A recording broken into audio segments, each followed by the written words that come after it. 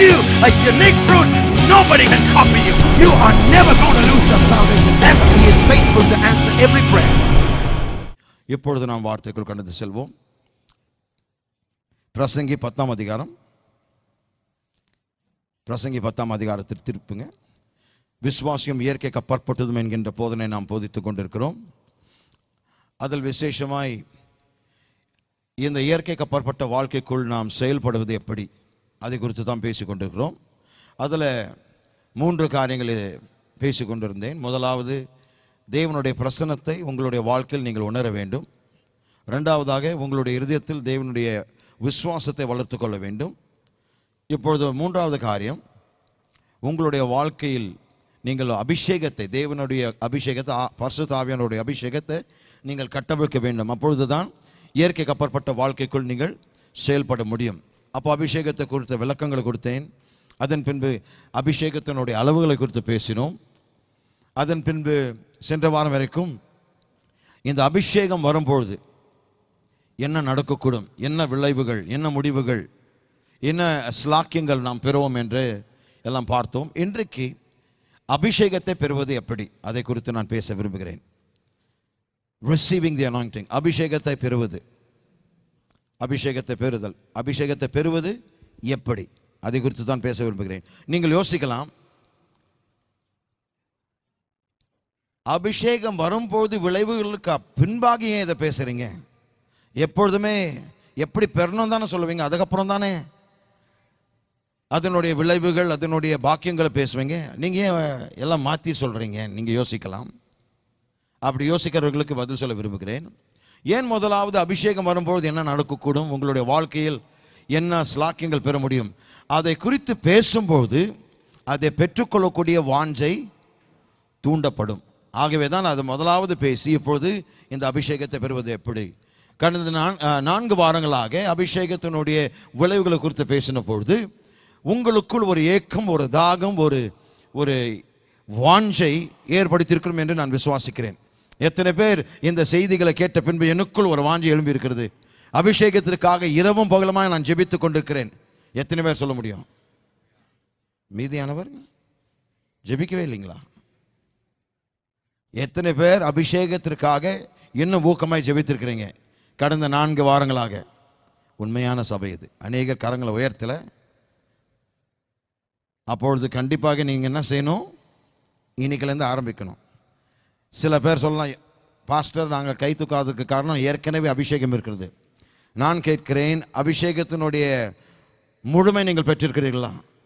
அதுக்கு தான் அந்த அளவுகளை குறித்து பேசினோம். அப்பொழுது நீங்கள் எந்த அளவில் இருக்கிறீங்க? இன்னும் மூழ்கிற அளவுக்கு, மிதக்கிற அளவுக்கு, நீந்தக்கூடிய அளவுக்கு நீங்கள் வந்திருக்கிறீங்களா? யாராவது? என்னையும் சேர்த்து நாம் யாவரும் அந்த ஆழத்திற்கு இன்னும் போகலை. ஆகவே நீங்கள் அனைவரும் அபிஷேகத்திற்காக ஜெபிக்கலாம், காரியங்களை செய்யலாம். சரிங்களா? இப்பொழுது அபிஷேகத்தை பெற்றுக்கொள்வது எப்படி? பிரசங்கி 10ஆம் அதிகாரம் 15ஆம் வசனம். ஊருக்கு போகும் வழியை மூடன் அறியாததினால் அவன் தொல்லை ஒவ்வொருவரையும் இளைக்க பண்ணும். நீங்க இந்த வசனத்தை வாசித்த பிறகு யோசிக்கிறீங்க, அபிஷேகத்திற்கும் இந்த வசனத்துக்கு என்ன சம்பந்தம்? அபிஷேகம் என்கிற வார்த்தை அதில் வரவே இல்லையே. மூடனை பற்றி பேசினுக்குது. அதுக்கப்புறம் என்ன, அந்த மூடனை பற்றி என்ன சொல்லப்பட்டிருக்குதுங்க? அவன் தொல்லை ஒவ்வொருவரையும் இளைக்க பண்ணும். ஏன் அவனை மூடன்னு கூப்பிட்டு இருக்கிறாங்க? ஊருக்கு போகும் வழியை அறியாததினால். யோசித்து பாருங்க, ஊருக்கு போக தெரியாதவன் என்ன, அவன் முட்டாள் தானேங்க. கரெக்டுங்களா இல்லையா? சொந்த ஊருக்கு போக தெரியலன்னா அவன் படுமுட்டாளுங்க. நீங்க யோசிக்கலாம், இதுக்கும் அபிஷேகத்திற்கும் அபிஷேகம் பெறுவதற்கும் என்ன சம்பந்தம் இருக்கிறது? வாழ்க்கையில், நம்முடைய வாழ்க்கையில் மிகவும் விரக்தி தரக்கூடிய ஒரு காரியம் என்னவென்றால், ஒன்றை விரும்புகிறோம், ஆனால் விரும்பிக் கொண்டிருக்கிற காரியத்தை எப்படி பெற்றுக்கொள்வது தெரியாமல் இருக்கிறோம். இந்த மனுஷனை போல. இந்த மனுஷன் எப்படி ஊருக்கு போகிற வழி தெரியல. ஊருக்கு போக ஆசைப்படுறான், விரும்புகிறான், ஆனால் வழி தெரியல. எப்படி பெற்றுக்கொள்ளணும், எப்படி போய் அடையணும் தெரியல. அதே போலவே அநேக விசுவாசிகள் அபிஷேகத்தை விரும்புகிறார்கள், சுகத்தை விரும்புகிறார்கள், செழிப்பை விரும்புகிறார்கள், ஆசீர்வாதங்களை விரும்புகிறார்கள், சமாதான வாழ்க்கை விரும்புகிறார்கள், சந்தோஷம் நிறைந்த வாழ்க்கை விரும்புகிறார்கள், பரிசுத்தமான வாழ்க்கை விரும்புகிறார்கள். ஆனால் அது எப்படி பெற்றுக்கொள்வது என்று தெரியாமல் இருக்கிறார்கள். தெரியாமல் இருக்கும்போது வாழ்க்கையில் அதை விட விரக்தியான ஒரு காரியம் எதுவுமே கிடையாது. பாருங்க, இந்த தெரியாம இருக்கிறதுனால, இந்த அறிவினுடைய குறைவு இருக்கிறதுனால அநேக விசுவாசிகள், அநேக மக்கள் தங்களுடைய வாழ்க்கையில் ஒரு தேக்க நிலையில் இருக்கிறார்கள். முன்னேற்றம் அடைய முடியாமல், முன்னேறி செல்ல முடியாமல், வாழ்க்கையில் வளர முடியாமல், ஆவிக்குரிய வாழ்க்கையில் ஒரு அரும்பெரும் முதிர்ச்சி பெற்றவனாக இருப்பதற்கு பதிலாக அவர்கள் இன்னும் குழந்தைகளாக இருக்கிறார்கள் ஆவிக்குரிய வாழ்க்கையில். ஏன் அந்த தேக்க நிலைமை? உதாரணமாக, அநேக விசுவாசிகள் வேத வாக்கியங்களில் சுகம் அளிக்கப்பட்டிருக்கிறது என்ற சத்தியங்கள் தெரிந்திருக்கிறார்கள், செழிப்பை கொடுத்த அநேக உபதேசங்கள் அவர்கள் கேட்டிருக்கிறார்கள், தெரிந்திருக்கிறார்கள். ஆனால் இந்த சுகத்தையும் இந்த செழிப்பையும் தங்களுடைய வாழ்க்கையில் பலன்களாக எப்படி அதை அங்கீகரித்துக் கொள்வது, பெற்றுக்கொள்வது என்று தெரியாமல் இருக்கிறார்கள் அநேக விசுவாசிகள். அநேக விசுவாசிகளுக்கு தேவன் சுகத்தை கொடுக்க விரும்புகிறார் என்று தெரிந்திருக்கிறார்கள், வேதத்தில் அதை வாசிக்கிறார்கள், அநேக சுகமளிக்கும் வசனங்கள் கொடுக்கப்பட்டிருக்கிறது, அதை நீங்கள் கேட்டிருக்கிறீங்க, ஆமென் சொல்லியிருக்கிறீங்க. செழிப்பு தேவனுடைய சித்தம் என்று விசுவாசிக்கிறீர்கள். இதை போன்ற அநேக வாக்குத்தத்தங்கள் இருக்கிறது. ஆனால் தங்களுடைய வாழ்க்கையில் பலன்களாக அதை எப்படி மாற்றிக்கொள்வது, எப்படி பெற்றுக்கொள்வது என்று தெரியாமல் இருக்கிறார்கள்.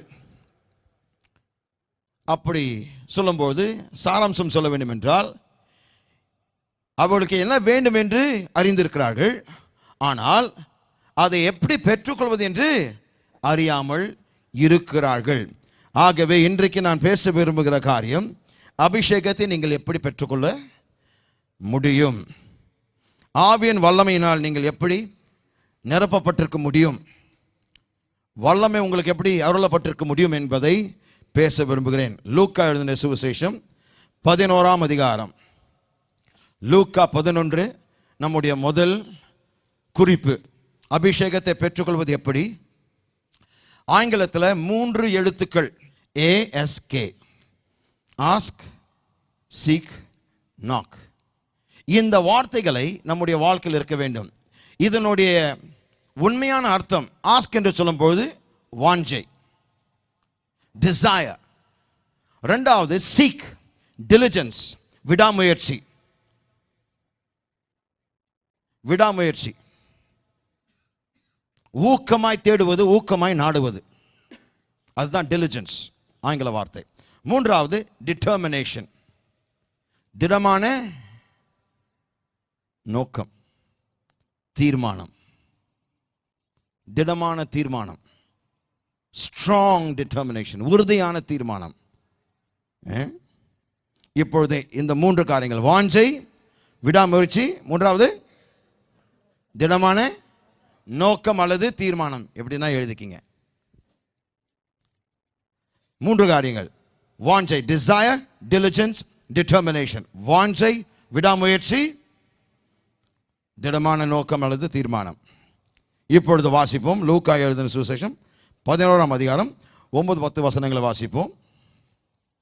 மேலும் நான் உங்களுக்கு சொல்லுகிறதாவது, கேளுங்கள் அப்பொழுது உங்களுக்கு கொடுக்கப்படும், தேடுங்கள் அப்பொழுது கண்டடைவீர்கள், தட்டுங்கள் அப்பொழுது உங்களுக்கு திறக்கப்படும். ஏனென்றால் கேட்கிறவன் எவனும் பெற்றுக்கொள்ளுகிறான், தேடுகிறவன் கண்டடைகிறான், தட்டுகிறவனுக்கு திறக்கப்படும். அப்ப கவனிங்க, நம்முடைய வாழ்க்கையில் முதல் எதனால் ஆரம்பிக்கப்படுகிறது? வாஞ்சையினால். Life always begins with a desire. நம்முடைய ஆவிக்குரிய வாழ்க்கை எப்படி ஆரம்பிக்கப்பட்டது? ஒரு வாஞ்சை. என்ன வாஞ்சை? ரட்சிக்கப்பட வேண்டும் என்கின்ற வாஞ்சை. நீங்கள் பிறவி கிறிஸ்தவர்கள் என்று சொல்லவே முடியாது. யாரும் பிறந்த கிறிஸ்தவன் என்று சொல்லக்கூடாது. அப்படி சொல்கிறவர்கள் தவறாய் சொல்லிக் கொண்டிருக்கிறார்கள். நீங்கள் கிறிஸ்தவ குடும்பத்தில் பிறந்ததுனால் நீ கிறிஸ்தவன் அல்ல. எந்த நாளில் இயேசு கிறிஸ்துவ எங்களுடைய சொந்த இரட்சகராக ஏற்றுக்கொள்கிறீர்களோ அந்த நாளில் தான் நீங்கள் கிறிஸ்தவர்கள். இன்னும் விளக்கி சொல்கிறேன், இங்கே யாருமே நான் பிறந்த கிறிஸ்தவன் என்று சொல்லவே முடியாது. ஏனென்றால் ஒருவன் மறுபடியும் பிறக்கும் பொழுது மட்டுமே அவன் கிறிஸ்தவனாய் மாறுகிறான். அப்போ அந்த கிறிஸ்தவனாய் மாறுவதற்கு, இயேசுவை ஏற்றுக்கொள்வதற்கு முதலாவது ஒரு வாஞ்சை இருக்க வேண்டும். என் பாவத்திலிருந்து நான் விடுதலை பெற வேண்டும், நான் ரட்சிக்கப்பட வேண்டும், தேவன் என்னுடைய சொந்த ரட்சகராக ஏற்றுக்கொள்ள விரும்புகிறேன், அவர் என் மீட்பராக இருக்க நான் விரும்புகிறேன், அவருடைய வழிகள் நான் பின்பற்ற விரும்புகிறேன். இதெல்லாம் என்ன குறிப்பிட்டு காட்டுகிறது? எதை வெளிப்படுத்துகிறது? நம்முடைய வாஞ்சை. ஆகவே நம்முடைய கிறிஸ்தவ வாழ்க்கை ஒரு வாஞ்சையோடு தான் ஆரம்பிக்கப்படுகிறது. So it always begins with a desire. கேளுங்கள். அப்போ பாருங்க, ஆவியானவரை பெற்றுக்கொள்வது, அபிஷேகத்தை பெற்றுக்கொள்வதை குறித்து இயேசுவானவர் அங்கே பிரசங்கிக்கும் பொழுது 3 எளிதான வார்த்தைகள், எளிதான எழுத்துக்கள். ஆங்கிலத்தில் ஆஸ்க், ஏஎஸ்கே, ஆஸ்க், அதாவது கேளுங்கள், தேடுங்கள், தட்டுங்கள். அப்போ கவனிங்க, நீங்கள் ஒன்றை கேட்கும்போது அது எதை சுட்டி காட்டுகிறது? நீங்கள் அதை வாஞ்சிக்கிறீர்கள். When you ask for something, it implies that you desire it. ஒன்றை நீங்கள் கேட்கும்போது எதை குறிப்பிட்டு காட்டுகிறது? நீங்கள் அதை வாஞ்சிக்கிறீர்கள், விரும்புகிறீர்கள். மத்தேயு எழுதின சுவிசேஷம் 5ஆம் அதிகாரத்துக்கு திருப்புவோம். அப்போ 3 வார்த்தைகளை குறித்து தான் இன்றைக்கு பேச போகிறேன். கேளுங்கள், தேடுங்கள், தட்டுங்கள். வாஞ்சை, இரண்டாவதுங்க விடாமுயற்சி, திடமான நோக்கம் அல்லது தீர்மானம். இப்பொழுது மத்தேயு 5ஆம் அதிகாரம் 6ஆம் வசனத்தை வாசிப்போம். நீதியின் மேல் பசி தாகம் உள்ளவர்கள் பாக்கியவான்கள், அவர்கள் திருப்தி அடைவார்கள். இந்த வசனத்தை வாசிக்கும் போது 2 வார்த்தைகள் வருகிறது, பசியும் தாகமும். இது எதை குறிக்கிறது? ஒரு ஏக்கம், ஒரு வாஞ்சை, ஒரு எதிர்பார்ப்பு, ஒரு தேவை. பசி, வாஞ்சை என்கின்ற 2 வார்த்தைகளுடைய சாராம்சத்தை பார்க்க வேண்டும் என்றால், ஒரு ஏக்கம், ஒரு வாஞ்சை, ஒரு எதிர்பார்ப்பு, ஒரு தேவை. அப்போ நீங்கள் பசிதாகம் உள்ளவர்களாக இருக்கும்போது என்ன குறிப்பிட்டு காட்டுகிறது? நான் ஒரு தேவையில் இருக்கிறேன். நீங்கள் உணவுக்கு பசியாக இருக்கும்போது அது எது காட்டுகிறது? நீங்கள் உணவுக்கு ஆயத்தமாக இருக்கிறீர்கள், உங்களுக்கு ஒரு வாஞ்சை இருக்கிறது, நீங்கள் சாப்பிடணும்னு ஆசைப்படுறீங்க. பசியாக இருக்கும்போது என்ன செய்கிறீங்க? அந்த பசியை நீக்குவதற்கு போய் சாப்பிடுகிறீர்கள். அப்போ அதை வாஞ்சை காண்பிக்கிறது. அப்போ நம்முடைய வாழ்க்கையில் காரியங்கள், தேவனுடைய காரியங்களுக்கு வரும்போது அதே காரியத்தை தான் அபியாசப்படுத்துகிறோம். அந்த ஏக்கத்தை வெளிப்படுத்துகிறோம், அந்த வாஞ்சை வெளிப்படுத்துகிறோம், அந்த எதிர்பார்ப்பை வெளிப்படுத்துகிறோம், அந்த தேவையை வெளிப்படுத்துகிறோம். அப்போ தேவையில் இருக்கும்போது உடனே என்ன செய்கிறோம்? கேட்கிறோம். உங்களுக்கு பண தேவைப்படும் போது என்ன செய்றீங்க? மனைவிமார்களே, கணவர்கிட்ட என்ன செய்றீங்க? கேட்குறீங்களா இல்லைங்களா? சந்தேகமா இருக்கே. கேட்குறீங்களா இல்லையா? கேட்கிறோம். ஏன் கேட்கிறீர்கள்? தேவை இருக்கிறது. பையனுக்கு ஃபீஸ் கட்டணுங்க, இன்னைக்கு காசு கொடுத்துட்டு போங்க. மளிகை சாமான் வாங்கணும், சம்பளத்தில் காசு கொடுத்துட்டு போங்க, இல்லை சம்பளத்தை கொடுத்துட்டு போங்க, நாங்கள் பார்த்துக்குறோம். தேவை இருக்கிறதுனால நீங்கள் கேட்கிறீர்கள். ஆனால் எப்படி கேட்கிறீர்கள்? ஆங்கிலத்தில் ஒரு வார்த்தை பயன்படுத்தணும், wishing. Wishing is not the same word as asking. ஏதோ பிரதர் ஒரு விருப்பம் இருக்குது, கிடைச்சா நலமா இருக்கும், அப்படியா கேட்குறீங்க? பையன் ஃபீஸ் கட்டணும்னா எப்படி கேட்பீங்க? கணவர்கிட்ட கொடுத்தா கொடுங்க, இல்லாட்டி போங்க, எனக்கு என்ன அப்படியே சொல்லுவீங்க? இல்லை, நோண்டி நோண்டி நான் சீண்டி சீண்டி, எங்க பையன் ஃபீஸ் இன்னைக்கு கட்டி ஆகணும், கொடுத்துட்டு போங்க, இல்லாட்டி நீங்கள் ஆஃபீஸ்க்கே போக முடியாது, ஃபஸ்ட்டு இதை கொடுத்துட்டு போங்க. அவ்வளோ ஆணித்தரமாய் கேட்கிறோம், அந்த வாஞ்சையை தெரிவிக்கிறோம். ஏனென்றால் ஒரு முக்கியமான தேவை இருக்கிறது. நான் சொல்கிறேன், தேவன் தம்முடைய பிள்ளைகளுடைய கூக்குரலுக்கு எப்பொழுதுமே பதில் கொடுக்கிறவராய் இருக்கிறார்.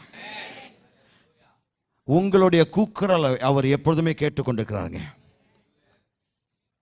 நீங்க நினைக்கலாம், ஒருவேளை பிரதர் நான் எத்தனை ஆண்டு காலமாய் கூப்பிட்டு கொண்டிருக்கேன் பிரதர், இது வரைக்கும் அவர் கேட்கல. இது வரைக்கும் கேட்கலன்னா நீங்கள் தப்பாக கேட்டிருக்கிறீங்கன்னு அர்த்தம்.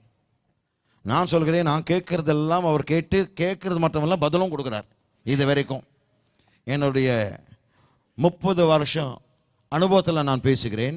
நான் எதெல்லாம் கேட்டிருக்கிறேனோ வசனத்தின் அடிப்படையில் அதெல்லாம் இது வரைக்கும் நான் பெற்றிருக்கிறேன். இன்னும் பெறாத காரியங்கள் ஒன்றுமே கிடையாது. இனிமேல் கேட்கறது தான் இன்னும் பெறாமல் இருக்கலாம்.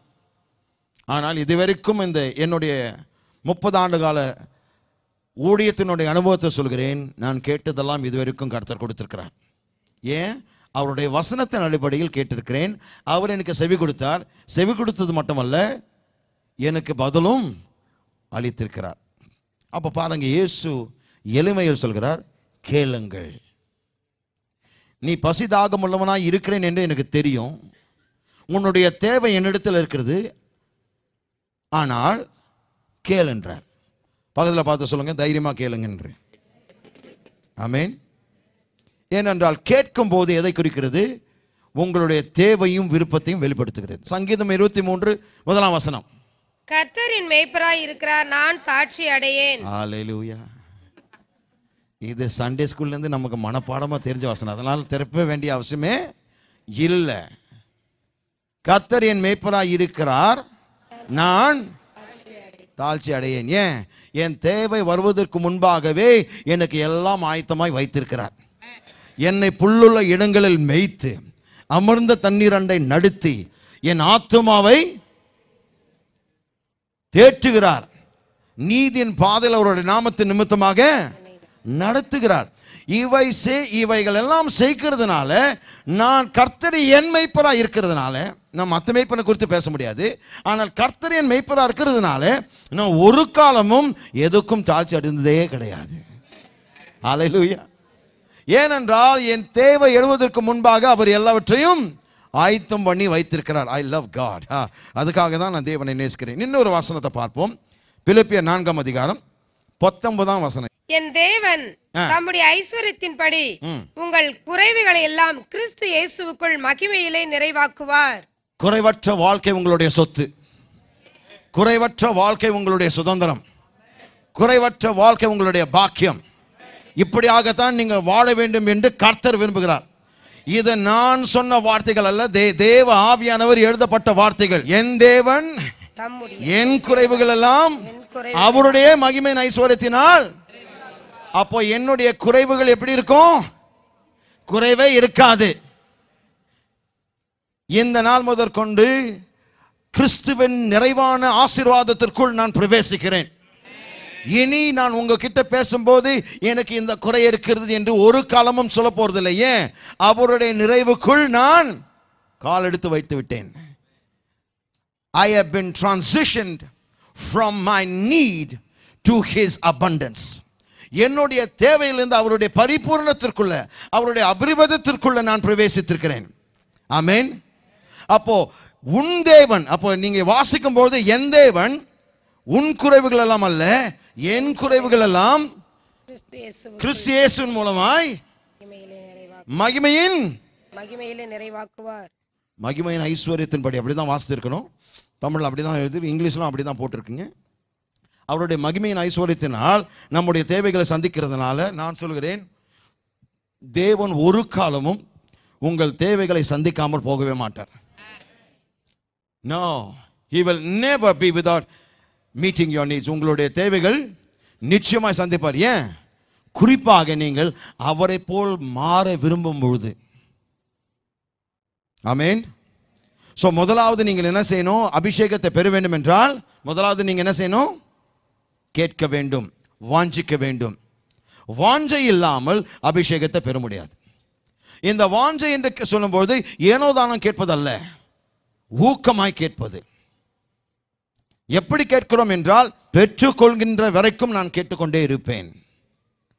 அதே அந்த வசனத்தை கேளுங்கள், தேடுங்கள், தட்டுங்கள் என்று சொல்லப்படும் போது மூல பாஷையில் இன்னொரு அர்த்தம் இருக்குதுங்க. Keep on asking. கேட்டுக்கொண்டே இருங்கள், தேடிக்கொண்டே இருங்கள், தட்டிக்கொண்டே இருங்கள். So you got to keep on doing it till you get it. நீங்கள் பெறுகின்ற வரைக்கும் கேளுங்கள், தேடுங்கள், தட்டுங்கள். அதுதான் இங்கே தெளிவாக நமக்கு போதிக்கப்பட்டிருக்கிறது. நான் முதலாவது அதை வாஞ்சிக்க வேண்டும். தேவன் எனக்காக வைத்திருக்கிற அபிஷேகத்தை நான் பெற்றே தீருவேன். ஏன்? அதை நான் வாஞ்சிக்கிறேன், அதற்காக நான் கேட்கிறேன். எத்தனை பேர் இந்த சில வாரங்களில் இந்த அபிஷேகத்தை குறித்து பேசும்போது நான் அபிஷேகத்திற்காக கேட்டிருக்கிறேன் என்று சொல்கிறவர்கள்? Praise the Lord. நீங்கள் கேட்க வேண்டும். பெற்றவர்கள் இன்னும் ஆழத்திற்குள் பிரவேசிப்பதற்கு இன்னும் ஆழங்களுக்குள் என்னை கொண்டு போங்க என்று கேட்க வேண்டும். ஆண்டவரே, நீங்கள் கொடுத்த அளவு போதாது, இன்னும் ஆழமாய் என்னை கொண்டு போங்க, இன்னும் அபிஷேகத்தினுடைய நிறைவினால் என்னை நிரப்பும், ஒவ்வொரு நாள் புதிய எண்ணெயினால் என்னை அபிஷேகியும். அதுதான் பாடினோம். ஊற்றப்பட வேண்டுமே என்னை அபிஷேகத்தால், அதான் பாடினோம் இல்லையா? என் தலையை நனைக்க எண்ணெய் அபிஷேகத்தினால் நம்முடைய வாழ்க்கை நிரப்பப்பட வேண்டும். அதுதான் கர்த்தர் விரும்புகிறார். இரண்டாவது காரியம், முதலாவது வாஞ்சை, இரண்டாவது விடாமுயற்சி, diligence.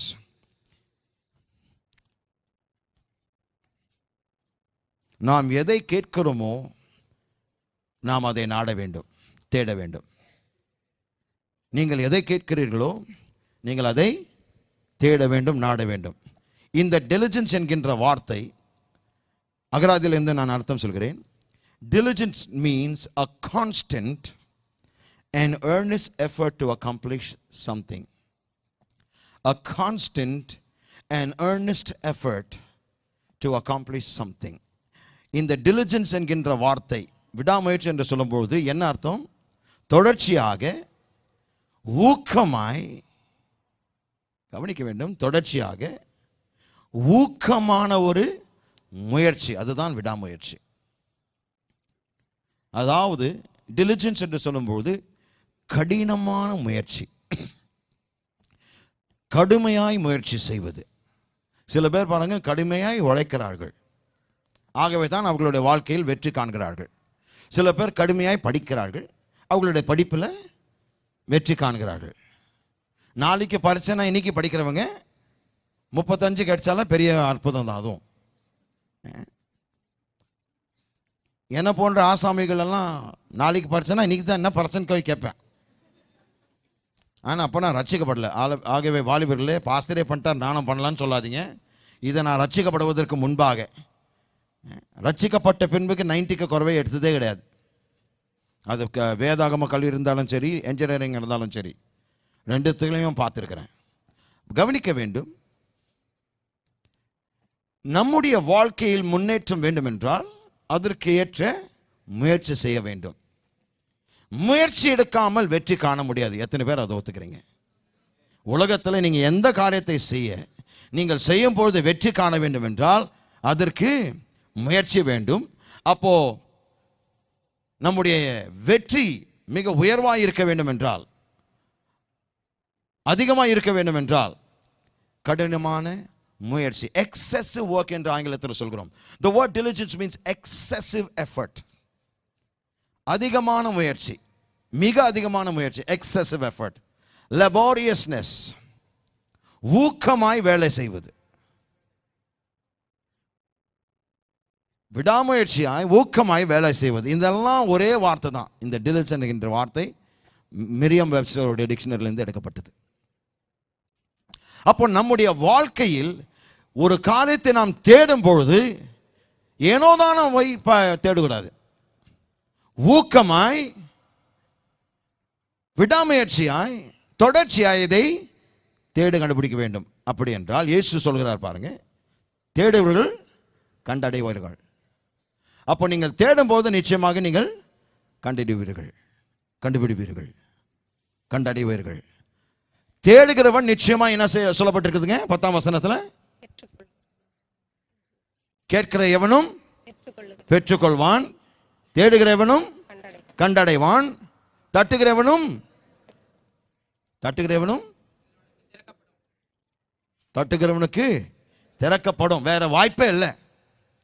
அப்போ நான் கேட்கிற விதம் தேடுகிற விதம், தட்டுகிற விதம் வித்தியாசமாய் இருக்க வேண்டும்.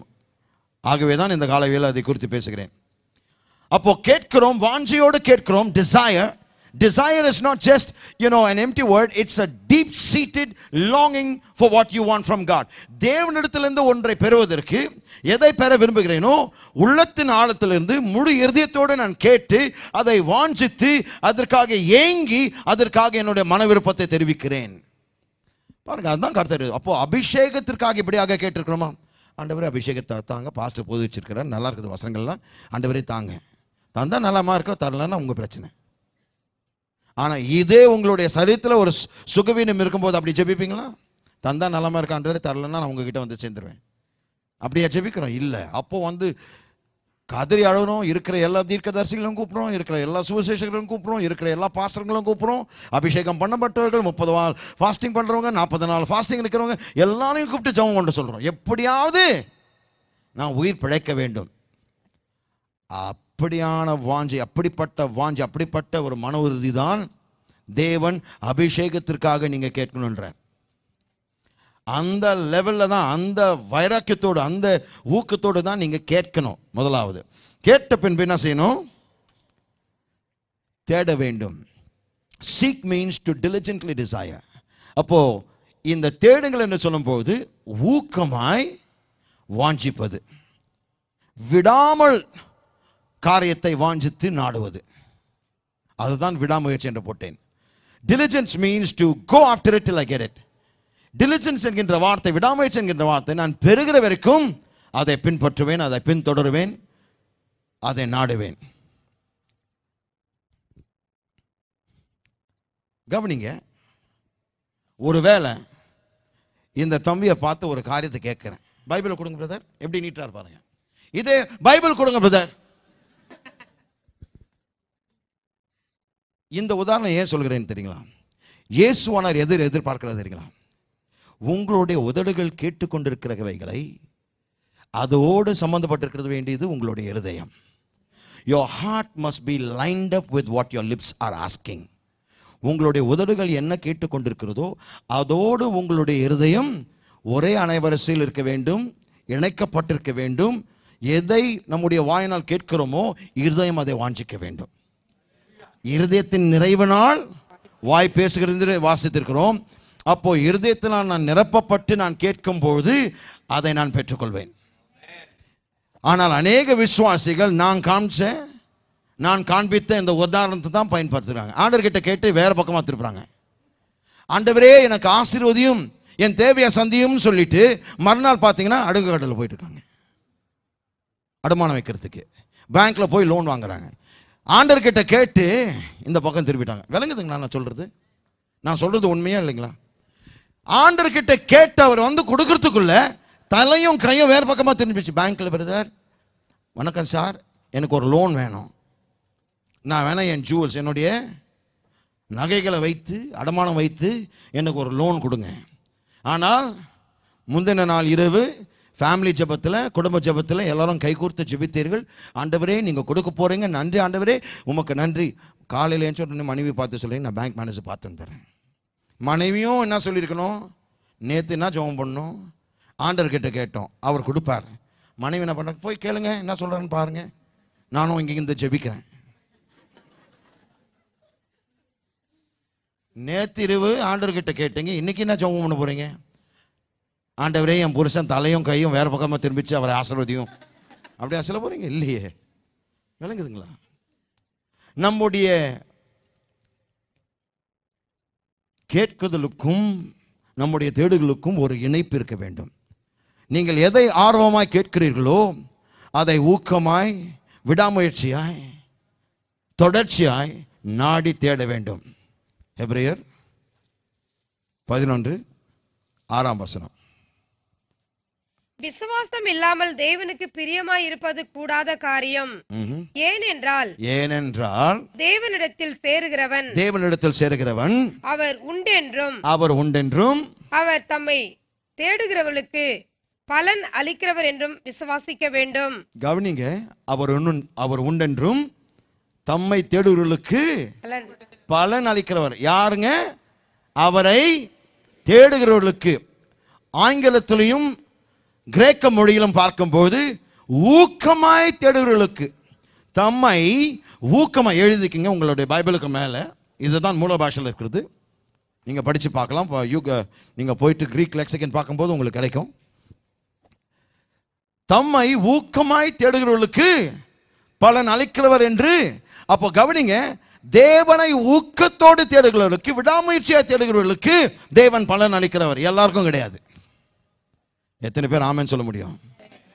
தேவனை தேடுவர்களுக்கு அல்ல, தேவனை ஊக்கமாய் நோக்கமாய் பேரார்வத்தோடு விடாமுயற்சியாய் தேடுவர்களுக்கு தேவன் பலன் அளிக்கிறார். அப்போ இப்பொழுது உங்களுக்கு தெரியும், உங்களுடைய வாழ்க்கையில் நீங்கள் கேட்ட காரியங்கள் ஏன் பெற்றுக்கொள்ளவில்லை? ஏனென்றால் ஊக்கமாய் தேடவில்லை. ஊக்கமாய் தேடவில்லை. இந்த கிரேக்க வார்த்தை diligent என்று ஆங்கிலத்தில் சொல்லப்பட்டிருக்கிறது. இந்த கிரேக்க வார்த்தையிலிருந்து பல அர்த்தங்கள் இருக்கிறது. 4 அர்த்தங்கள் உங்களுக்கு சொல்ல விரும்புகிறேன். diligently means in the Greek to seek after, ஒன்றன் பின் தேடி நாடி செல்வது, ஒன்றை நாடுவது. இரண்டாவதாக குறிவைப்பது, to aim at. இரண்டாவது அர்த்தம் அந்த ஒரே வார்த்தை, கிரேக்க வார்த்தை. முதலாவது to seek after, ஒன்றை நாடி தேடி செல்வது. அப்போ ஒன்றின் பின் போக நீங்கள் துணியணும்.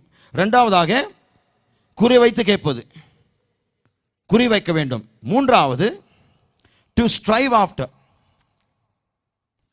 to strive after. அப்படி என்று சொல்லும்போது போராடி பெற்றுக்கொள்வது. கர்த்தரிடத்தில் அல்ல. சில பேர் போராடி ஜெபித்தேன் பிரதர்னு சொல்லுவாங்க. போராடுகிற யார்கிட்ட போராடுறோம்? பிசாசை நம்மை தடுத்து நிறுத்த பார்க்கிறான். அவனோடு போராடி அவனை மேற்கொண்டு என்னுடைய அபிஷேகத்தை நான் நாடி செல்கிறேன். ஸோ டு ஸ்ட்ரைவ் ஆஃப்டர், கடுமையாக உண்மையாக அதன் பின் செல்வது. That's the word strive after. To really go after it, உண்மையாகவே அதை நாடி செல்வது. ஏனென்றால் அதை வெளியேற பெற்றிருந்து நான் அறிந்திருக்கிறேன். ஆகவே எதெல்லாம் செய்யணுமோ நான் அதை செய்து பெற்றுக்கொள்வேன். நான்காவதாக டு கிரேவ், ஒன்றுக்காக ஏங்குவது. ஏங்கி தவிக்கிறோம் என்று சொல்கிறோமே, ஏங்கி தவிப்பது. இதெல்லாம் அந்த ஒரே வார்த்தை diligence என்ற ஆங்கில வார்த்தை. மூல பாஷையில் பார்க்கும்போது அந்த வார்த்தை சொன்னாலும் உங்களுக்கு விளங்காது.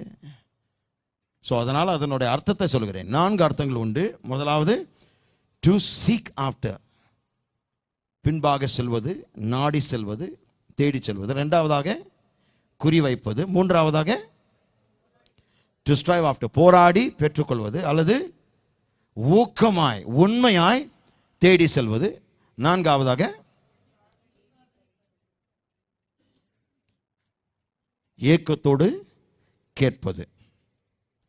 அப்படி என்றால் அப்போ the word that I came to the conclusion is diligence means desire plus action. அப்போ நான் முடிவுக்கு வந்த காரியம் diligence என்று சொல்லும்போது, விடாமுயற்சி என்று சொல்லும்போது, வாஞ்சை அதோடு இணைக்கப்பட்டிருக்கிறது செயல். வாஞ்சையும் செயலும். செயல் என்று சொல்லும்போது தொடர்ச்சியான ஊக்கமான பின்தொடர்தல், முயற்சி. விடாமுயற்சி என்று சொல்லும்போது தொடர்ச்சியாக ஊக்கத்தோடு நான் முயற்சி எடுப்பேன். அதுதான் earnest and constant effort. That's diligence. So diligence means desire plus action. diligence என்று சொல்லும்போது, விடாமுயற்சி என்று சொல்லும்போது, எனக்கு வாஞ்சை இருக்கிறது. அந்த வாஞ்சை எப்படி நான் நிரூபிக்கிறேன்? என்னுடைய ஊக்கமான தேடுதல், நோக்கமான தேடுதல், பேரார்வத்தோடு நான் நாடி செல்கிறேன், அதை குறிவைத்து செல்கிறேன், அதற்காக நான் போராடுகிறேன். எல்லா எதிர்ப்பின் சக்திகளை நான் உதறிவிட்டு எனக்கு தேவன் வைத்திருக்கிற பந்தய பொருளை பெறுவதற்கு நான் ஊக்கமாய் விடாமுயற்சியாய் தேடுகிறேனே, அதுதான் எனக்கு தேவன் வைத்திருக்கிறார். இப்படியாக நீங்கள் அபிஷேகத்திற்காக நாடும் பொழுது கர்த்தர் இந்த நாள் அந்த அபிஷேகத்தை உங்களுக்கு கொடுப்பார். அபிஷேகத்துக்கு மட்டுமல்ல, தேவனிடத்திலிருந்து நீங்கள் பெறக்கூடிய எல்லாமே இப்படியாக தான் தேவன் வைத்திருக்கிறார். அதை கேட்க வேண்டும், அதற்காக நீங்கள் தேட வேண்டும். கவனிங்க. அப்போ இந்த diligence, விடாமுயற்சி என்கின்ற வார்த்தை என்ன குறிக்கிறதுனா, நீங்கள் ஒன்றை பெறுகிற வரைக்கும் அதற்காக நீங்க ஏங்குகிறீர்கள். To crave for something till you get it. அதுதான் diligence. எதை விரும்புகிறீர்களோ அதை பெறுகின்ற வரைக்கும் அதை நாடி செல்வது, அதற்காக ஏங்கி இருப்பது, ஏங்குவது. அப்படி என்றால் நீங்கள் கேட்ட அந்த குறிப்பிட்ட காரியம் கிடைக்காவிட்டால் நீங்கள் திருப்தி அடைய மாட்டீர்கள். வேற ஒன்று உங்களை திருப்திப்படுத்தாது. நீங்கள் கேட்ட அந்த குறிப்பான காரியத்தை பெறுகின்ற வரைக்கும் வேறு ஒன்றுமே உங்களை திருப்திப்படுத்தாது. அதுக்கு சிறந்த உதாரணம் அன்னாள். அன்னாளுடைய வாழ்க்கை எடுத்து பார்க்கும்போது அவள் பிழையற்றவளாய் இருந்தாள், மலடியாய் இருந்தாள். அதை குறித்து व्यसனப்பட்டாள், அதை குறித்து வேதனைப்பட்டாள், அதை குறித்து அவள் துக்கப்பட்டாள். அநேக ஆண்டுகளாக அதை குறித்து அழுதாள். கவனிங்க, மற்ற பக்கத்தில் பார்க்கும்போது பெண்ணினால் குழந்தைங்களை போட்டு தள்ளி நிற்கிறாங்க, பாப்கார்ன் மாதிரி டப்பு டப்பு டப்புன்னு எகிரிட்டு வெளியே வருதுங்க. இந்த அம்மா என்னதான் முயற்சி செய்தாலும் பிள்ளை பாக்கியம் இல்லை. தேவனிடத்தில் முறையிடுகிறாள், அழுகிறாள். ஒரு குறிப்பிட்ட வருஷத்தில் அதிகமாக அழுதுனால அவங்க புருஷன் போயிட்டு பேசுகிறார், ஏம்மா உனக்கு நான் என்ன குறை வச்சிருக்கிறேன், வாழ்க்கையில் எல்லாத்தையும் கொடுத்துருக்குறேன், என் சொத்து கொடுத்துருக்குறேன், அதுவும் பெண்ணாலை விட உனக்கு தான் நான் ரட்டிப்பான ஆசீர்வாதத்தை கொடுத்துருக்குறேன், ரட்டிப்பான பங்கு கொடுத்துருக்குறேன், என்னுடைய இருதயம் உன் கூட தான் இணைக்கப்பட்டிருக்குது. அவள் சும்மா கடமைக்காக தான் நான் கல்யாணம் பண்ணியிருக்கிறேன். ஆனால் உண்மையாக தான் நான் உன்னை தான் நான் அதிகமாக நேசிக்கிறேன், உண்மையாக நேசிக்கிறேன். நீ தான் என்னுடைய எல்லாமா இருக்கிற, நான் இவ்வளவாய் உன்னை நேசிக்கிறேன், நான் 10 குமாரருக்கு சமமாய் இருக்கிறேன் என்று சொன்னபோது அவங்க என்ன சொல்லியிருக்கணும், நன்றி கனவா, உலகத்தில் எனக்கு கிடைச்ச மிகப்பெரிய சொத்து நீங்கள் தான். ஏனென்றால் இது வரைக்கும் என்னுடைய இந்த கலாச்சாரத்தில் இந்த நாட்களில் பெண்களை பிள்ளை பெற்றெடுக்கக்கூடிய மிஷினாக கருதுகிற நாட்களில் நீ என்னை இவ்வளவாய் நேசித்த ஒரு மனைவி என்ற ஸ்தானத்தை கொடுத்து மதிப்பு கொடுத்து சமுதாயத்தில் என்னை உயர்த்தி வச்சிருக்கிறியே, உமக்கு நன்றி. உன் காலை பிடிச்சிட்டு நான் கடைசி வரைக்கும் வாழ்ந்துட்டு போகிறேன். இப்படிப்பட்ட ஒரு மனுஷனுக்கு நான் மனைவி ஏன் இருப்பது எனக்கு கிடைச்ச பாக்கியம். இதெல்லாம் சொன்னாங்களா?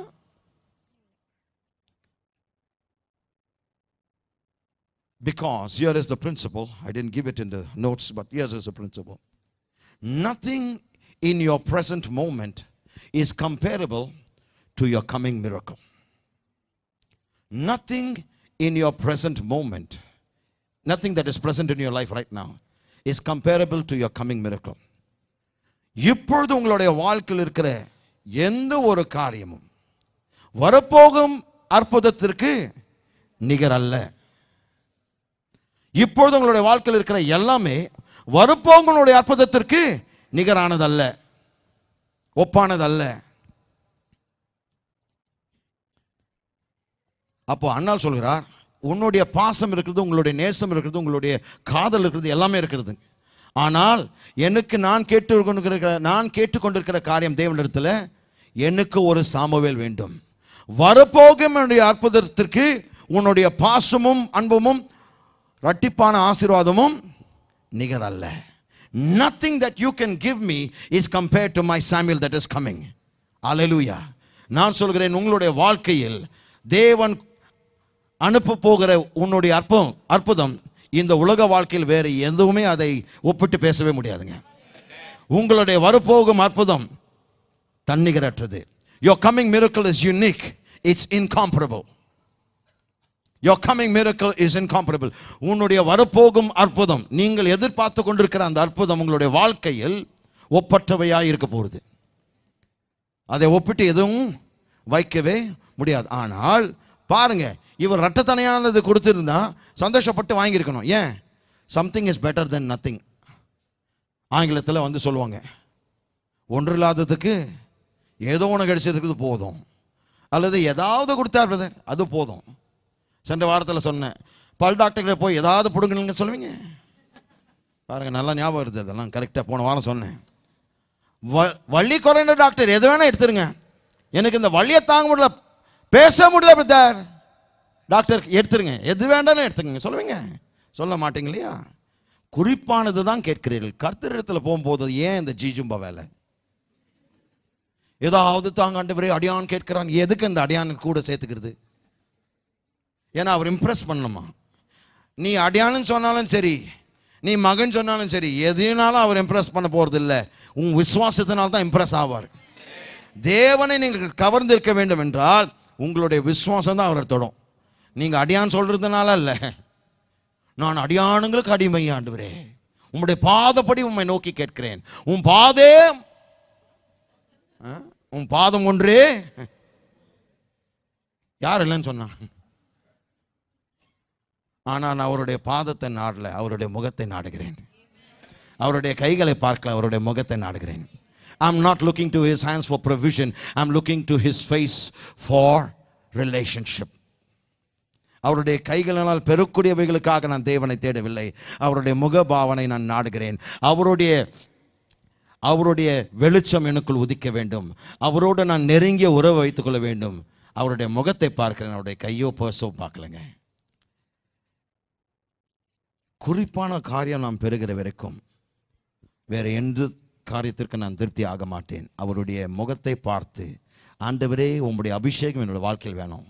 நான் கேட்கிற ஒவ்வொன்றையும், என்னுடைய வாழ்க்கையில் நான் கேட்கிற ஒவ்வொரு காரியம் உம்முடைய நாமத்தின் மகிமைக்கென்று கேட்கிறேன். நான் சொல்கிறேன், அவருடைய நாமத்தின் மகிமைக்காக நீங்கள் கேட்கிற ஒவ்வொரு விண்ணப்பம் உங்களுக்கு பதில் அளிக்கப்படும். Every petition that you ask with one motive to glorify God will be heard and will be answered. I repeat myself. Every petition that you ask for God's glory, உங்களுடைய சொந்த தேவை சந்திக்கப்படுவதற்கு மட்டுமல்ல, என் தேவனுடைய நாமம் மகிமைப்பட வேண்டும். நான் கேட்கிற ஒவ்வொன்றையும் அவருடைய நாமத்தின் மகிமைக்கென்று கேட்கிறேன் என்று சொல்லும்போது நான் சொல்கிறேன், அந்த தேவைகள் கேட்கப்பட்டு சந்திக்கப்படும். Ask God with an intention to get it. Amen.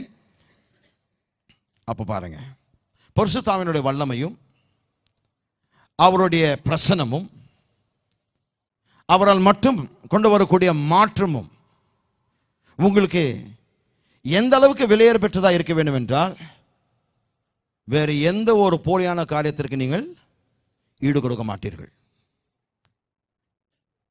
தேவனுடைய, அதாவது பரிசுத்தாவினுடைய பிரசன்னமும் அவருடைய வல்லமை அபிஷேகத்திற்கும் அவரால் கொண்டு வரக்கூடிய மாற்றம் மட்டுமே, அவரால் மட்டுமே அந்த மாற்றத்தை கொண்டு வர முடியும். உங்களுடைய வாழ்க்கையில் அந்த மாற்றத்தை நீங்கள் விரும்பும்போது, அந்த மாற்றமும் தேவனுடைய ஆவியின் வல்லமையும் அவருடைய பிரசனமும் உங்களுக்கு எந்த அளவுக்கு விலையேற பெற்றதாக இருக்க வேண்டும் என்றால், வேறு எந்த போலியான காரியத்திற்கு நான் செல்ல மாட்டேன். நான் மன உறுதியாக இருக்கிறேன். உண்மையான கர்த்தருடைய அபிஷேகத்தை நான் வாஞ்சிக்கிறேன். அதை பெற்று தேவனுடைய நாமத்தை மகிமைப்படுத்துகின்ற வரைக்கும் என்னுடைய ஆவிக்குரிய வாழ்க்கையில் நான் இளைப்பாற மாட்டேன். எத்தனை பேர் அந்த தீர்மானத்தை செய்வீர்கள்? I will never rest until I bring him glory through the anointing. அபிஷேகத்தின் மூலமாக அவருடைய நாமத்திற்கு மகிமை கொண்டு வர மட்டும் நான் இளைப்பாற மாட்டேன். ஜெபம் பண்ணுறதை நான் நிறுத்த மாட்டேன், தட்டுறதை நான் நிறுத்த மாட்டேன், தேடுறதை நான் நிறுத்தவே மாட்டேன். பரிசுத்தாவின் வல்லமை எத்தனை பேருக்கு உண்மையாய் வேண்டும்? மீண்டும் கேட்கிறேன், பரிசுத்தாவினுடைய அபிஷேகத்தை உண்மையாய் எனக்கு வேண்டும் என்று சொல்கிறவர்கள் எத்தனை பேருங்க? அதை எப்படி பெறுவது? வாஞ்சிப்பது. இரண்டாவது விடாமுயற்சி. லூக்கா 15:8 அன்றியும் ஒரு ஸ்ரீ 10 வெள்ளிக்காசை உடையவளாய் இருந்து அதில் ஒரு வெள்ளிக்காசு காணாமற் போனால் விளக்கை கொளுத்தி வீட்டை பெருக்கி அதை கண்டுபிடிக்கிற வரைக்கும் ஜாக்கிரதையாய் தேடாமல் இருப்பாளோ? பாருங்க, இந்த ஸ்திரீயானவள் புரிந்து கொண்ட காரியம், அவளுடைய விலையேற பெற்ற அந்த வெள்ளிக்காசு ஒன்று காணாமல் போய்விட்டது. காணாமல் போய்விட்ட பொழுது அவள் செய்த காரியம் 3 காரியங்கள் செய்தால். முதலாவது விளக்கை கொளுத்தினாள், இரண்டாவது வீட்டை பெருக்கினாள், மூன்றாவது கண்டுபிடிக்கிற வரைக்கும் ஜாக்கிரதையாய். எப்படி தேடினாலுங்க? ஜாக்கிரதையாய். ஏனோ தானம் தேடினாலுங்களா? ஹலோ, இருக்கீங்களா? கண்டுபிடிக்கிற வரைக்கும் ஜாக்கிரதையாய் தேடணும். இந்த தேடுதல் என்று சொல்லும் பொழுது ஏனோ தானம் தேடுவதல்ல, ஜாக்கிரதை, அதை கண்டுபிடிக்கிற வரைக்கும். அப்போ நம்முடைய வாழ்க்கையில் இந்த தொடர் போதனையில் நாம் எப்படி ஜாக்கிரதை, எதை நாட வேண்டும், எதை தேட வேண்டும்? ஆவியின் அபிஷேகத்தை கவனமாய் ஜாக்கிரதையாய், என்ன சொல்லப்பட்டிருக்குதுங்க? அவள் எப்படி தேடினாள்? ஏனோதானம் தேடலங்க, ஜாக்கிரதையாய் தேடினார். நான் சொல்கிறேன், இந்த உலகத்தில் இருக்கிற எல்லா செல்வங்களை விட ஒப்பற்ற செல்வம் தேவனுடைய அபிஷேகம். ஹல்லேலூயா. விலை மதிக்க முடியாதது தேவனுடைய அபிஷேகம். அந்த அபிஷேகத்தை நீங்கள் பெறும்போது வாழ்க்கையில் உங்களுக்கு எந்த ஒரு பிரச்சனை வந்தாலும் அதை குறித்து நீங்கள் கவலைப்பட மாட்டீர்கள், பயப்பட மாட்டீர்கள், சோர்ந்து போக மாட்டீர்கள், அச்சுறுத்தப்பட மாட்டீர்கள். ஏனென்றால் அபிஷேகம் எல்லாவற்றையும் மேற்கொள்ளும், எல்லாவற்றையும் மேற்கொள்ளும். அபிஷேகம் சுகத்தை கொண்டு வரும். அப்போ வியாதிகள் நீக்கப்படும். வியாதிப்படும் போது அபிஷேகம் பண்ணப்பட்டவர்கள் பயப்பட மாட்டார்கள். ஏன்? தங்களுடைய அபிஷேகத்தை பயன்படுத்தி வியாதியை துரத்துவார்கள், பிசாசை துரத்துவார்கள், மலை போன்ற பிரச்சனைகளை பேர்ப்பார்கள். பாருங்க, நாம் எப்படியெல்லாம் இதை வாசிக்க வேண்டும். இந்த ஸ்திரீயானவள் 3 காரியங்களை செய்கிறாள். முதலாவது, அந்த விலையேற பெற்ற வெள்ளிக்காசு தொலைத்த பொழுது, காணாமல் போன பொழுது விளக்கை கொளுத்தினாள், வீட்டை பெருக்கினாள், ஊக்கமாய் அதை கண்டுபிடிக்கிற வரைக்கும் ஊக்கமாய் தேடினாள். அங்கதான் மீண்டுமாய் அந்த diligent என்கின்ற வார்த்தை. She searched until she found it. That's the word diligence. அப்படி என்றால் பரிசுத்த ஆவியுடைய அபிஷேகத்தை பெறுவதற்கு நாமும் அதே இடத்திற்கு வர வேண்டும். என்ன இடத்திற்கு?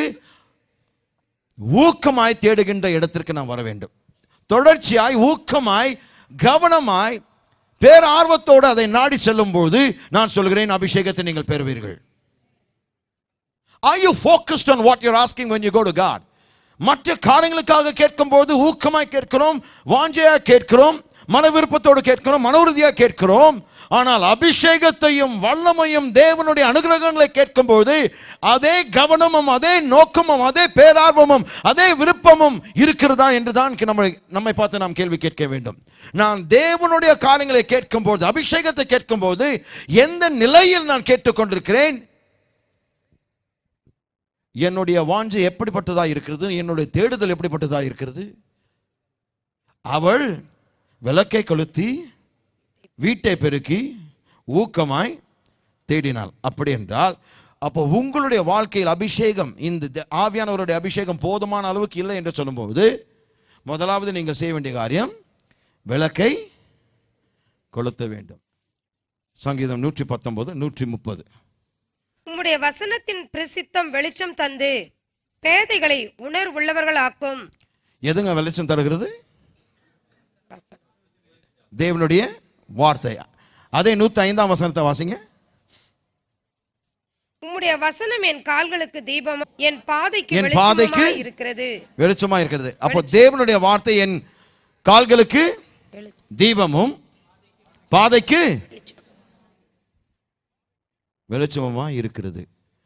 அப்போ இந்த ஸ்திரீயானவள் அந்த வெள்ளிக்காசு தொலைந்து போன போது விளக்கை கொளுத்தினாள்.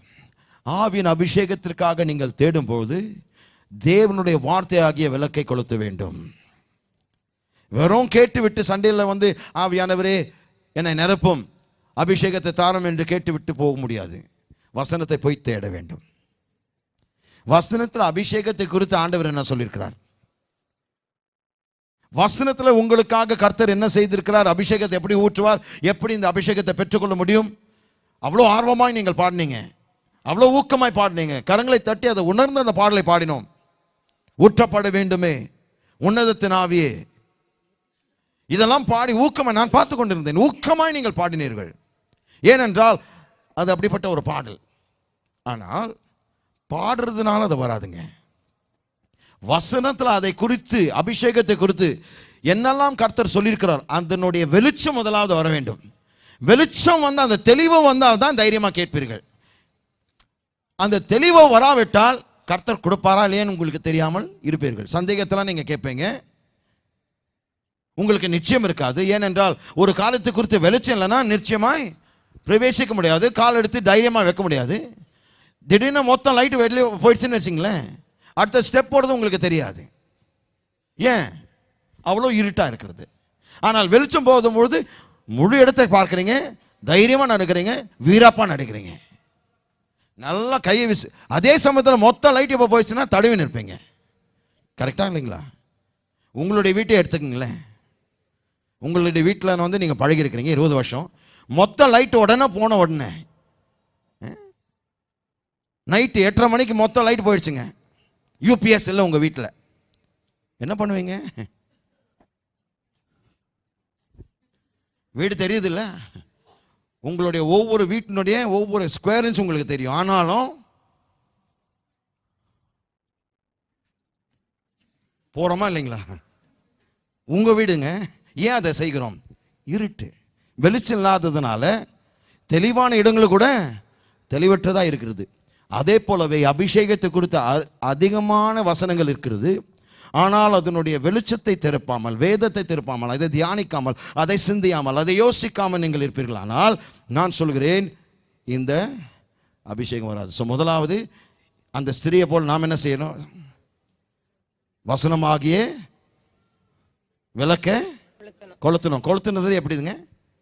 பைபிள் அதை திறந்து படித்து அதை குறித்து வெளிச்சம் பிரவேசிக்க வேண்டும். அதுதான் முதலாவது 130 வசனத்தை வாசித்தோம். அதில் என்ன சொல்லப்பட்டிருக்கிறது? உம்முடைய வசனத்தின் பிரசித்தம் வெளிச்சம் தந்து. வசனத்தின் பிரசித்தம் என்று சொல்லும்போது இந்த என்ட்ரன்ஸ், உட்பிரவேசிப்பு. பிரசித்தம் என்று சொல்லும்போது the entrance of your word. உன்னுடைய வார்த்தை உள்ள வரும்போது என்னுடைய உள்ளமெல்லாம் வெளிச்சமாகிறது. என்னுடைய வாழ்க்கையில் சந்தேகம் என்கின்ற இருள், அநித்தியம் என்கின்ற இருள் இருக்காது. அவிசுவாசம் என்ற இருள் இருக்காது. ஏன்? இந்த அந்தகாரம் எல்லாம் தேவ வார்த்தையாகிய வெளிச்சத்தினால் நீக்கப்பட்டிருக்கிறது. ஆனால் விளக்கை கொளுத்தின பிறகு அடுத்தது அவள் என்ன செய்தால்? வீட்டை பெருக்கினாள். உங்களுடைய வீட்டை நீங்க சுத்திகரிக்க வேண்டும். அதாவது தேவனிடத்திலிருந்து வராத எந்த ஒரு காரியமும் உங்களுடைய வாழ்க்கையிலிருந்து அகற்றப்பட வேண்டும். You must purge your house of anything that isn't from God. தேவனிடத்தில் வராத எந்த ஒரு காரியமும் உங்களுடைய வாழ்க்கையில் இருக்கவே கூடாது. பக்கத்தில் பார்த்து சொல்லுங்க, தேவனிடத்திலிருந்து வராத எந்த ஒரு காரியமும் உங்களுடைய வாழ்க்கையிலிருந்து தயவு செய்து நீக்கிவிடு, அகற்றிவிடு. நம்முடைய வீட்டை சுத்தப்படுத்துகிறோம். ஆனால் நான் கேட்கிறேன், ஆவிக்குரிய வீட்டை நீங்கள் சுத்தப்படுத்துகிறீர்களா?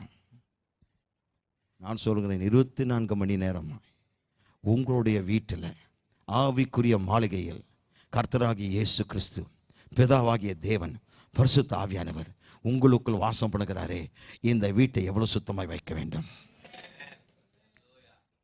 எந்த அளவுக்கு இதை சுத்தமாய் வைத்திருக்கிறோம்? கர்த்தருக்கு ஒவ்வாத காரியங்கள் நீங்கள் நீக்குகிறீர்களா? மாம்சத்தின் காரியங்கள், ஜென்ம சுவாபத்தின் காரியங்கள், பிசாசின் காரியங்கள், உலக பிரகாரமான காரியங்கள் நம்முடைய வாழ்க்கையில் இருக்கவே கூடாது. நம்முடைய வீட்டிலிருந்து சுத்தம் செய்யணும், உண்மையாய் தேடணும். இந்த உதாரணத்தை சொல்லி முடிக்கிறேன். எங்களுடைய வீட்டில் இதை பார்த்துருக்குறேன். பிள்ளைகள் வந்து அம்மா கிட்ட கேட்பாங்க, அம்மா சாக்ஸ் எங்கே வச்சிருக்கேன்? வச்ச இடத்துல தான் இருக்கப்பா, போய் தேடணும். நேராக போயிட்டு, அம்மா இங்கே இல்லை, தேடுப்பா, அங்கே தான் இருக்கம்மா, தேடு. நான் தேடி பார்த்துட்டேம்மா, எங்கேயுமே இல்லை. அவங்க கிச்சன்லேருந்து வரணும், வந்து அலசி பார்த்து எல்லாம் தள்ளிகளி பார்த்தேன்னா அங்கே தான் இருக்குது. இப்போ அந்த பாப்பா வந்து பொய் சொல்ல, அம்மா நான் பார்த்துட்டேன்னு சொன்னது பார்த்தது உண்மைதான். She saw but she did not seek. பார்த்தால் தேடல. அநேக விசுவாசிகள் தேவனுடைய காரியத்துக்கு வரும்போது தேவனை பார்க்கிறார்களுடைய அந்த தேவை சந்திக்கப்படுகிறதா இல்லைன்னு பார்க்கிறார்களுடைய தேடுறதில்லை. அவங்க அம்மா வந்துட்டு இங்கே தானே இருந்தது, நான் பார்த்தம்மா, நான் பார்க்கும்போது இல்லை. நீ பார்த்தா வராது, தேடணும். பக்கத்தில் பார்த்து சொல்லுங்க, பார்க்காதீங்க, தேடுங்க. பாருங்க, இதெல்லாம் ரொம்ப சிம்பிள் உதாரணம். ஆனால் உள்ளுன்னு இறங்கிடும். ஏன்னா இது அன்றாட ஒவ்வொருத்தருடைய வீட்டில் நடக்கிற விஷயம். நான் தேடினேன், நான் இங்கே போய் நின்ன வராதுமா, போய் பார்த்த வராது, தள்ளி கிள்ளி பார்த்துட்டு தேடணும். கர்த்தர் சொல்கிறார், என்னுடைய அபிஷேகத்தை விரும்புகிறவர்கள் என்னை பார்த்தால் மட்டும் போதாது, வசனத்தை பார்த்தால் மட்டும் போதாது, அபிஷேகம் இருக்கிறதா இல்லையா பார்த்தா மட்டும் போதாது, விளக்க கொளுத்து பெருக்கு. ஒரு முறை இல்லை, கிடைக்கிற வரைக்கும் பெருக்கு. 2 காரம் அந்த ஸ்திரீக்கு நடந்துச்சு. ஒன்று வெளிக்காசு கிடைச்சது, 2வது வீட்டும் சுத்தமாயிடுச்சுங்க.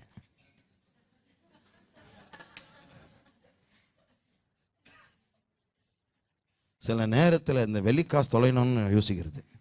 ஏன்னா அப்போது தான் ஒரு மிகப்பெரிய பிரச்சனை வரும்போது அப்போ தான் இல்லாத பரிசுத்தத்தை நாடுவோம். அது வரைக்கும் நம்முடைய கிறிஸ்தவ வாழ்க்கை அசட்டையாய் எண்ணி விடுகிறோம்.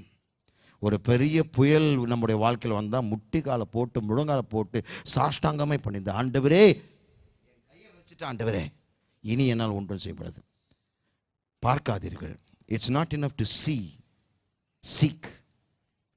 Seek you will find. He didn't say see and you will find. He said if you seek, தேடுங்கள் கண்டடைவீர்கள்.